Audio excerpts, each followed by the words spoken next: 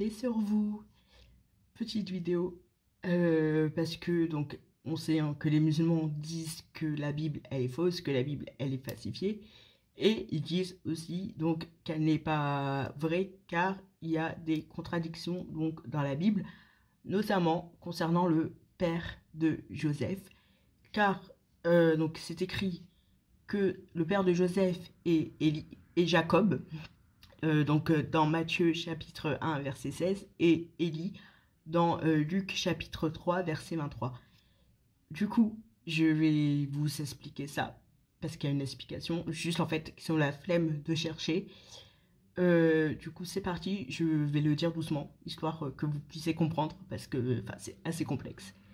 Premièrement, le grand-père de Joseph, qui est Mathan, épouse Esther. Voilà, qui à eux deux engendre donc Jacob.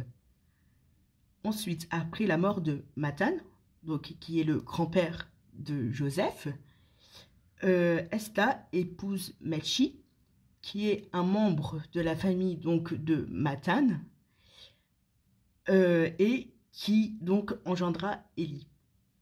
Épouser les membres donc de la famille de son ex est quelque chose de courant chez les juifs. Voilà, hein. Si donc le mari meurt, ils peuvent donc épouser un membre de la famille en fait de son ancien mari.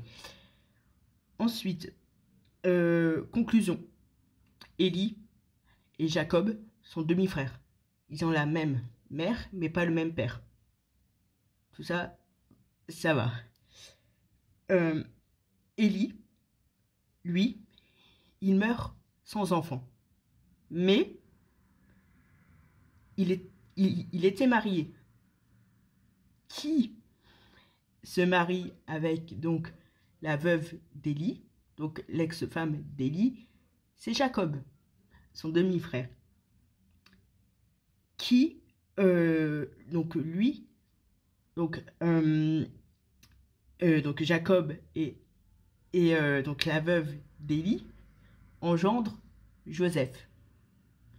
Ok. Alors, biologiquement, c'est le fils de Jacob. Mais légalement, étant marié donc avec Élie, qui, je rappelle, meurt sans avoir d'enfant, légalement, c'est le fils d'Élie. Voilà. Donc, du coup, en fait, qu'est-ce qu'on fait? C'est que Joseph a été donc adopté, tout simplement. Si dans la culture juive donc de l'époque, si un homme meurt sans enfant, ce qui était le cas donc de Élie, il était du devoir du frère, donc le frère d'Élie, c'est Jacob, donc d'épouser la femme veuve et donner un fils au nom de son frère. Donc même si biologiquement c'est son fils, en fait il donne son fils, en fait son propre fils, sa chair, à son frère, parce que légalement en fait la femme est encore mariée avec celui qui est décédé. Voilà. Du coup, il y a l'adoption qui, je rappelle, est quelque chose en fait de courant dans la culture juive de l'époque. Du coup, voilà pourquoi donc dans Matthieu, on dit que Joseph est le fils de Jacob, et dans Luc, on dit que Joseph est le fils d'Élie. Du coup, il n'y a aucune contradiction. La Bible est la parole de Dieu. Jésus, c'est le chemin, la vie et la vérité. Et voilà, que le christianisme est vrai, que le christianisme n'est pas falsifié, hein, donc que la Bible n'est pas falsifiée, que la Bible n'est pas fausse, qu'il y a zéro, mais genre vraiment zéro erreur de la Bible, qui est, je rappelle, la parole de Dieu et qui est le seul livre véridique, qui est le seul livre sacré qui vient de Dieu. Et après le christianisme, il n'y a plus rien. Donc, en gros, l'islam qui est arrivé 600 ans après, eh ben, comme dit la Bible, c'est quelque chose de faux. Et que le prophète de l'islam, donc Mohammed, est un faux prophète.